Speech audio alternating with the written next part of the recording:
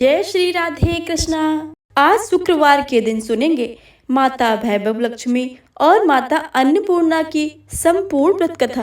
तो आप सभी से विनम्र अनुरोध है कि इन कथाओं को भक्ति भाव से और प्रसन्न मनचित से पूरा अवश्य सुने और कमेंट बॉक्स में जय माता दी लिखना बिल्कुल भी मत भूलिएगा। प्रेम से बोले माता अन्नपूर्णा की जय, माता वैभव लक्ष्मी की जय। एक समय की बात है, काशी निवासी धनंजय की पत्नी का नाम सुलक्षणा था। उसे अन्य सब सुख प्राप्त थे, केवल निर्धनता ही उसके दुख का एकमात्र कारण था। यह दुख उसे हर समय सताता रहता था। एक दिन सुलक्षणा पति से बोली, हे स्वामी, आप कुछ उद्यम करें तो काम चले, इस प्रकार कब तक काम चलेगा।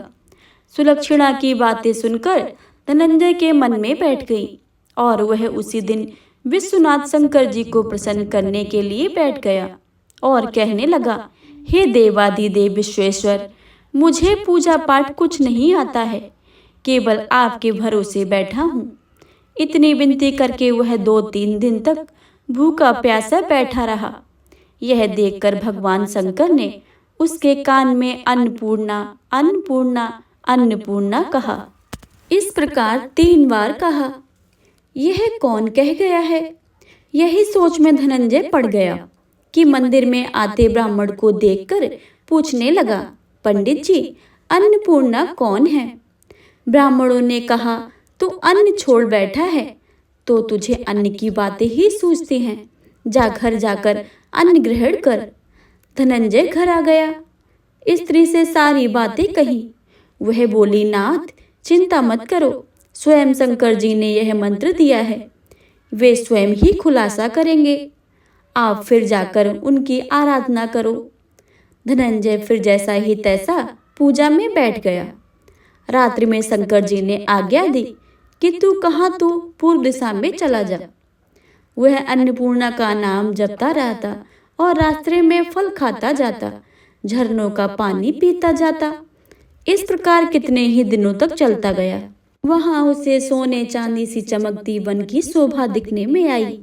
सुंदर सरोवर देखने में या उसके किनारे कितनी ही अप्सराएं झुंड बनाए बैठी थी।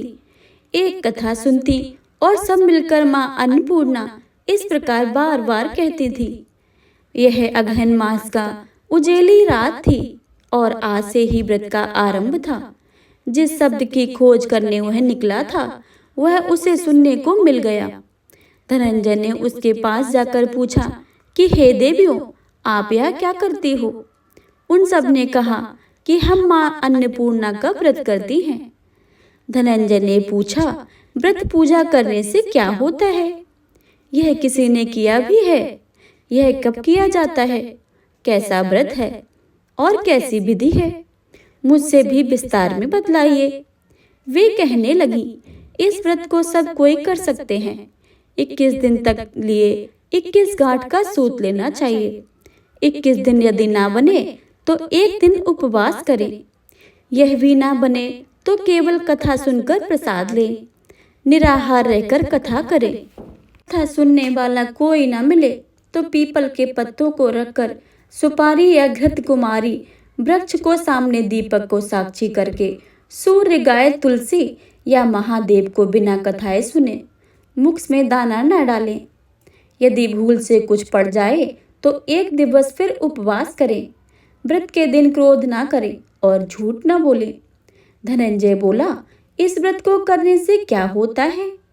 वे कहने लगी, इसके करने से अंधों को नेत्र मिले, लूलों को हाथ मिले, निर्धन के घर धन आवे, बांझे को संतान मिले, मूर्ख को विद्या आवे।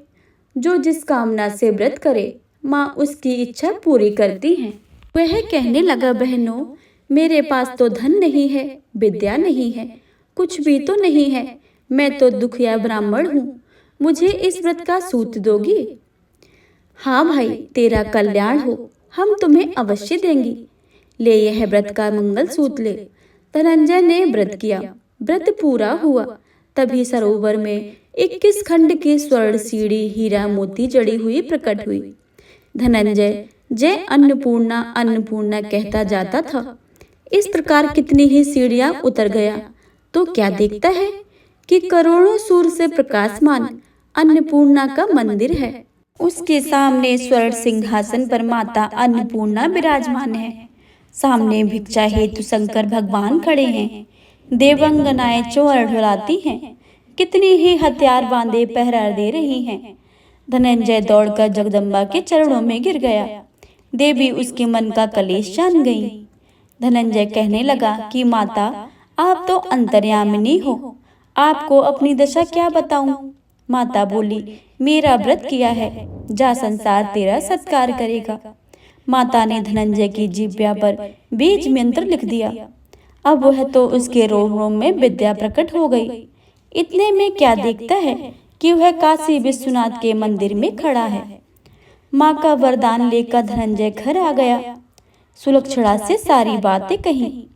माता जी की कृपा से उसके घर में संपत्ति उमड़ने लगी।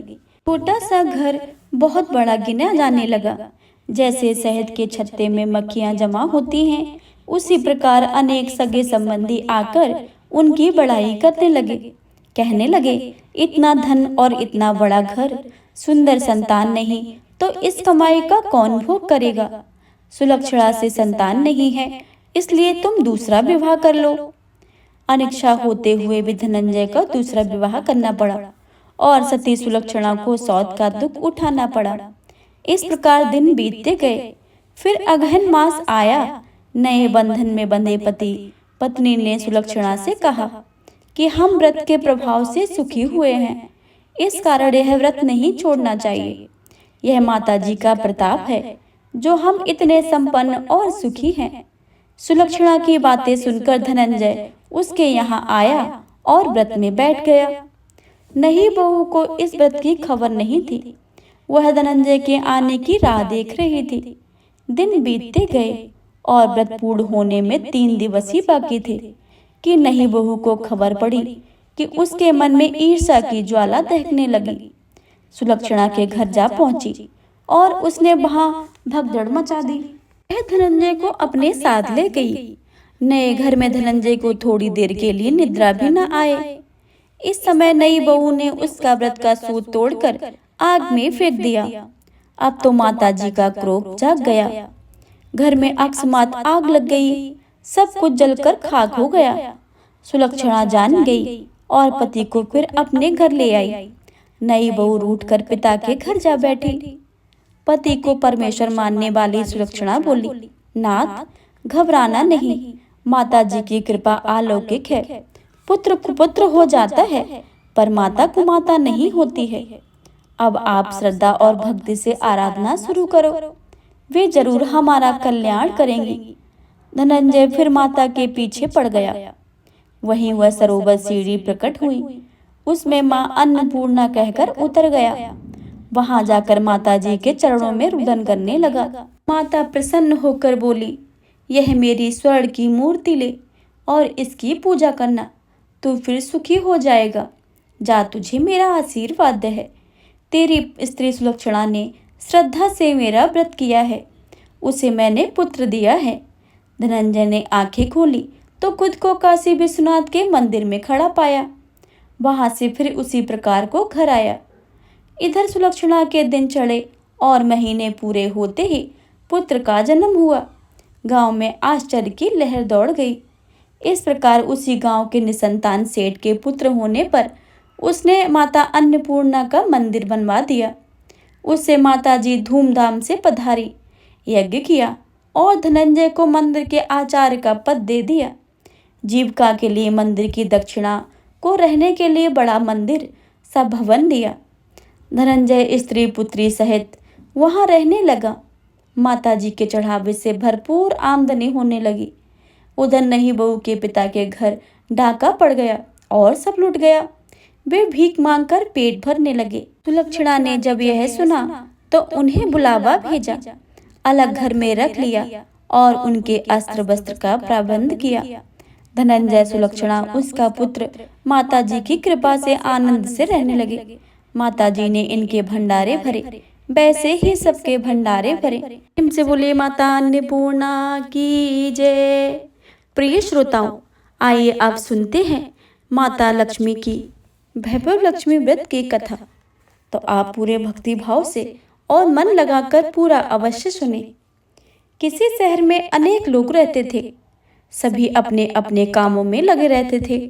किसी को किसी की परवाह नहीं थी। भजन कीर्तन भक्ति भाव दया माया परोपकार जैसे संस्कार कम हो गए हैं। शहर में बुराइयां बढ़ गई थी। शराब जुआ रेस व्यभिचार चोरी डकैती वगैरह बहुत से गुनाह शहर में होते थे। इतने बावजूद शहर में कुछ अच्छे लोग भी रहते थे। ऐसे ही अच्छे लोगों में शीला और उनकी पति की गृहस्थी मानी जाती थी। शीला धार्मिक प्रवृत्ति की थी और संतोषी स्वभाव वाली थी। उनका पति भी विवेकी और सुशील था। शीला और उसका पति कभी किसी की बुराई नहीं करते थे और प्रभु भजन में अच्छी तरह समय व्यतीत करते थे। शहर के लोग उनकी गृहस्थी की सराहना करते थे। देखते ही देखते समय बदल गया। शीला का पति बुरे लोगों से दोस्ती कर बैठा। वह जल्द से जल्द करोड़पति होने को ख्वाब देखने लगा, इसलिए वह गलत रास्ते पर चल पड़ा।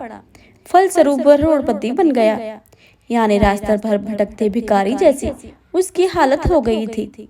शराब जुआ रेस चरस गांजा वगैरह बुरी आदतों में शीला का पति भी फंस गया। दोस्तों के साथ उसे भी शराब की आदत हो गई।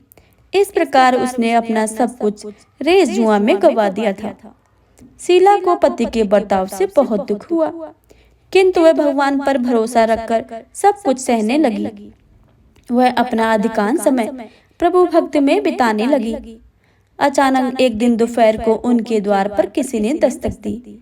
शीला ने द्वार खोला तो देखा एक माजी खड़ी थी। वे बड़ी उम्र की लगती थी, किंतु उनके चेहरे पर अलौकिक तेज निखर रहा था। उनकी माँ आंखों में मानो अमृत सा बह रहा था। उनका भव्य चेहरा करुणा और प्यार से छलकता था। उनको देखते ही शीला के मन में अपार शांति छा गई।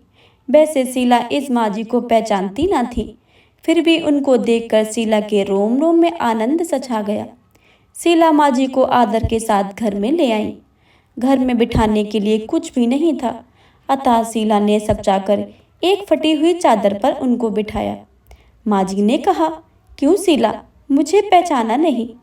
शीला ने सकचाकर कहा कि माँ, आपको देखते ही बहुत खुशी हो रही है, बहुत शांति हो रही है। ऐसा लगता है कि मैं बहुत दिनों से जिसे ढूंढ रही हूँ वो आप ही हैं, पर मैं आपको पहचान नहीं सकती। माजी ने कहा, क्यों मुझे भूल गई? हर शुक्रवार को लक्ष्मी जी के मंदिर में भजन कीर्तन होते हैं, तब मैं भी वहाँ आती हूँ। वहाँ हर शुक्रवार को हम मिलते हैं। पति गलत रास्ते पर जब से चला गया, तब से शीला बहुत दुखी हो गई थी और दुख की मारी लक्ष्मी जी के मंदिर में भी नहीं जाती थी। बाहर के लोगों के साथ नजर मिलाते उसे शर्म लगती थी। उसने याददाश्त पर जोर दिया, पर माजी याद नहीं आ रही थी। तभी माजी ने कहा कि तू लक्ष्मी जी के मंदिर में कितने मधुर भजन गाती थी, अभी अभी तू दिखाई नहीं दी, इसलिए मुझे हुआ कि तू क्यों नहीं आती है, कहीं बीमार तो ना हो गई। ऐसा सोचकर मैं तुझसे मिलने चली आई। माजी के अति प्रेम भरे शब्दों से शीला का हृदय पिघल गया। उसकी आंखों में आंसू आ गए। माजी के सामने वह बिलक बिलक कर रोने लगी। यह देखकर माजी शीला के नजदीक सिर गए और उसकी सजगती पीठ पर प्यार भरा हाथ फेरकर सांत्वना देने लगी। माजी ने कहा, सुख और दुख तो धूप छांव जैसे होते हैं। सुख के पीछे दुख आता है तो दुख के पीछे सुख भी आता है। धैर्य रखो बेटी, तुझे क्या परेशानी है? तेरे दुख की बात मुझे सुना, तेरा मन भी हल्का हो जाएगा और तेरे दुख का कोई उपाय भी मिल जाएगा। माजी की बात सुनकर शीला के मन को शांति मिली। उसने माजी को कहा कि माँ, मेरी गृहस्थी में भरपूर सुख और खुशियाँ थी। मेरे पति भी सुशील थे। भगवान की कृपा से पैसे की बात में भी हमें संतोष था। हम शांति से गृहस्थी चलाते, ईश्वर भक्ति में अपना वक्त व्यतीत करते थे। यकायक हमारा भाग्य हमसे रूठ गया। मेरे पति को बुरी दोस्ती हो गई। बुरी दोस्ती की वजह से वे शराब जुआ रेस चरस गांजा वगैरह खराब आदतों के शिकार हो गए और उन्होंने सब कुछ गवा दिया और हम रास्ते के भिखारी जैसे बन गए। यह सुनकर माजी ने कहा, सुख के पीछे दुख और दुख के पीछे सुख आता ही रहता है। ऐसा भी कहा जाता है कि कर्म की गति न्यारी होती है। हर इंसान को अपने कर्म भुगतने ही पड़ते हैं, इसलिए तू चिंता मत कर। अब तू कर्म भुगत चुकी है, अब तुम्हारे सुख के दिन अवश्य ही आएंगे। तू तो माँ लक्ष्मी जी की भक्त है, और माँ लक्ष्मी जी तो प्रेम और करुणा के अवतार हैं। वे अपने भक्तों पर हमेशा ममता रखती हैं। इसलिए तू धैर्य रखकर माँ लक्ष्मी जी का व्रत कर, इससे सब कुछ ठीक हो जाएगा। माँ लक्ष्मी जी का व्रत की बात सुनकर शीला के चेहरे पर चमक आ गई और उसने पूछा कि माँ लक्ष्मी जी का व्रत कैसे किया जाता है, वह मुझे समझाइए, मैं यह व्रत अवश्य ही करूंगी। माँ जी ने कहा, बेटी, माँ लक्ष्मी जी का व्रत बहुत सरल है। उसे वरलक्ष्मी व्रत या वैभव लक्ष्मी व्रत भी कहा जाता है। यह व्रत करने वाले की सब मनोकामनाएं पूर्ण होती हैं। वह सुख संपत्ति और यश प्राप्त करता है। ऐसा कहकर माँ लक्ष्मी जी की वैभव लक्ष्मी व्रत की विधि कहने लगी। बेटी, वैभव लक्ष्मी व्रत वैसे तो सीधा साधा व्रत है, किंतु कई लोग उसे गलत तरीके से करते हैं, अतः उसका फल नहीं मिलता है। कई लोग कहते हैं कि सोने के गहने की हल्दी कुमकुम से पूजा करो, बस व्रत हो गया, पर ऐसा नहीं है। कोई भी व्रत शास्त्रीय विधि के अनुसार ही करना चाहिए, तभी उसका व्रत का फल मिलता है। सच्ची बात यह है कि सोने के गहने का विधि से पूजन करना चाहिए। व्रत की उद्यापन विधि भी शास्त्रीय विधि से ही करनी चाहिए। यह व्रत शुक्रवार को करना चाहिए। प्रातःकाल स्नान करके स्वच्छ कपड़े पहनो और सारा दिन मन में जय माँ लक्ष्मी का मन में रटन करते रहो। किसी की चुगली नहीं करनी चाहिए। शाम को पूर्व दिशा में मुंह रख सके आसन पर बैठ जाओ।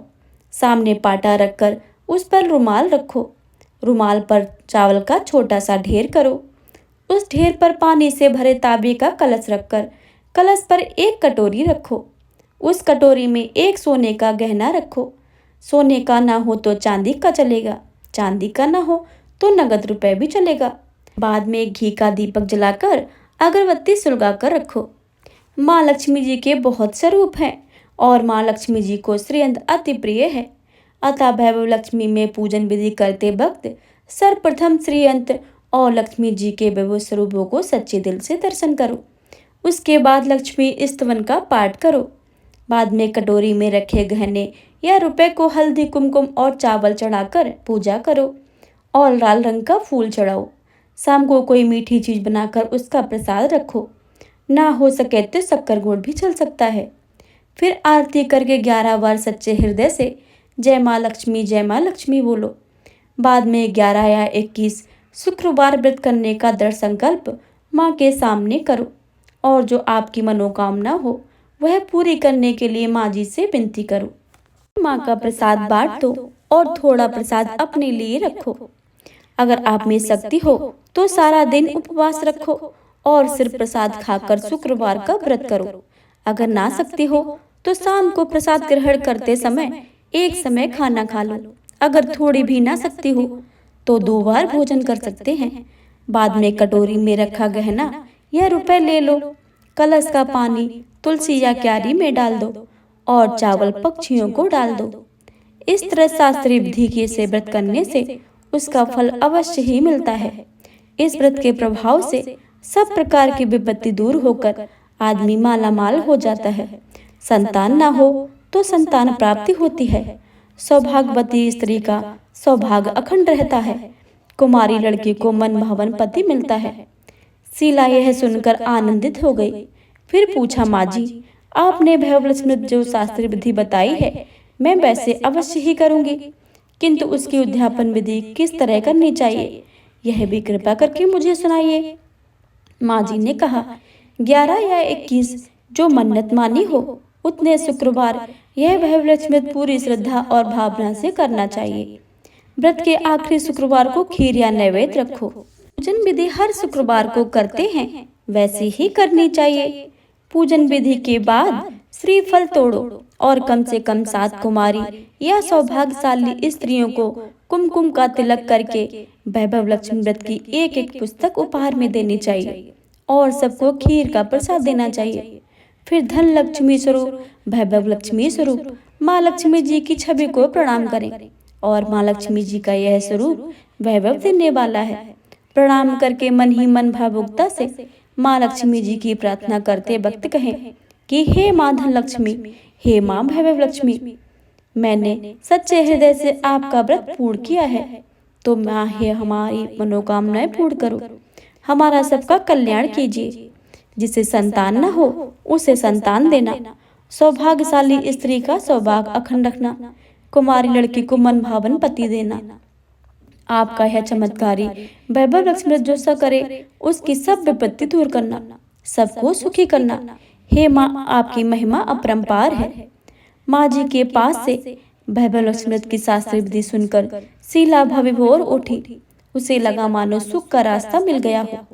उसने मन आंखें बंद करके मन ही मन क्षण संकल्प लिया और कहा कि हे माँ वैभव लक्ष्मी, मैं माँ जी के कहे मुताबिक श्रद्धा के से शास्त्रीय विधि से वैभव लक्ष्मी 21 शुक्रवार तक करूंगी और व्रत के शास्त्रीय विधि के अनुसार उद्यापन विधि भी करूंगी। शीला ने संकल्प करके आंखें खोली तो देखा सामने कोई न था। वह विस्मित हो गई कि माँ जी कहाँ गई। यह माँ जी दूसरा कोई न था, साक्षात लक्ष्मी जी ही थी।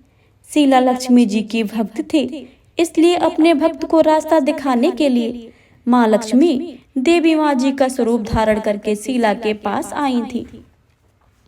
दूसरे दिन शुक्रवार था। प्रातः काल स्नान करके स्वच्छ कपड़े पहनकर शीला ने मन ही मन श्रद्धा और पूरे भाव से जय माँ लक्ष्मी का मन में रटन करने लगी। सारा दिन किसी की चुगली नहीं की। शाम हुई तब हाथ मुंह धोकर शीला पूर्व दिशा में मुंह करके बैठी। घर में पहले सोने गहने बहुत से थे, पर पति ने गलत रास्ते पर चलकर सब गहने गिरवी रख दिए थे। पर नाक की चुन्नी बच गई थी। नाक की चुन्नी को निकालकर उसे धोकर शीला ने कटोरी में रख दी। सामने पाटे पर रुमाल रखकर मुट्ठी भर चावल का छोटा सा ढेर किया। उस पर तांबे का पानी भरकर कलश रखा। उसके ऊपर चुन्नी वाली कटोरी रखी। फिर विधि पूर्वक वंदन, स्तवन, पूजन वगैरह किया और घर में थोड़ी शक्कर थी, वह प्रसाद में रखकर वैभव लक्ष्मी का व्रत किया। यह प्रसाद पहले पति को खिलाया। प्रसाद खाते ही पति के स्वभाव में फर्क पड़ गया। उस दिन उसने शीला को मारा नहीं और सताया भी नहीं। शीला को बहुत आनंद हुआ। उसके मन में वैभव लक्ष्मी के लिए श्रद्धा और भी बढ़ गई। शीला ने पूर्ण श्रद्धा से भक्ति से 21 शुक्रवार तक व्रत किया। 21वें शुक्रवार को विधि पूर्वक अध्यापन विधि करके 7 स्त्रियों को वैभव लक्ष्मी की 7 पुस्तकें उपहार में दी। फिर माता जी के धनलक्ष्मी स्वरूप को छवि को बंधन करके भाव से मन ही मन प्रार्थना करने लगी। हे मां धनलक्ष्मी, मैंने आपका वैभव लक्ष्मी करने की जो मन्नत मानी थी वह व्रत आज पूर्ण किया है। हे मां, हमारे हर विपत्ति को दूर करो, हमारा सबका कल्याण करो। जिसे संतान न हो उसे संतान देना, सौभाग्यवती स्त्री का सौभाग्य अखंड रखना, कुंवारी लड़की को मन भावन पति देना। जो आपका यह चमत्कारी वैभव लक्ष्मी जो करे उसकी सब विपत्ति दूर करना, सबको सुखी करना। हे माँ, आपकी महिमा अपरंपार है। ऐसा बोलकर लक्ष्मी जी के धनलक्ष्मी स्वरूप को छवि को प्रणाम किया। इस तरह शास्त्रीय विधि से शीला ने श्रद्धा से व्रत किया और तुरंत ही उसे फल मिला। उसका पति सही रास्ते पर चलने लगा और अच्छा आदमी बन गया और कड़ी मेहनत करके व्यवसाय करने लगा। धीरे धीरे समय परिवर्तित हुआ और उसने शीला के गिरवी रखे हुए गहने छुड़ा लिए। घर में धन की बाढ़ सी आ गई। घर में पहले जैसे सुख शांति छा गई। वैभव लक्ष्मी के प्रभाव को देखकर मोहल्ले की दूसरी स्त्रियां भी शास्त्रीय विधि से वैभव लक्ष्मी करने लगी। हे मां धनलक्ष्मी, आप जैसे शीला पर प्रसन्न हुई हैं, उसी तरह आपका व्रत करने वाले सब पर प्रसन्न होना। हे वैभव लक्ष्मी माँ, आपकी इस व्रत कथा को सुनने वाले, पढ़ने वाले तथा हुंकार भरने वाले सब पर अपनी कृपा बनाए रखना।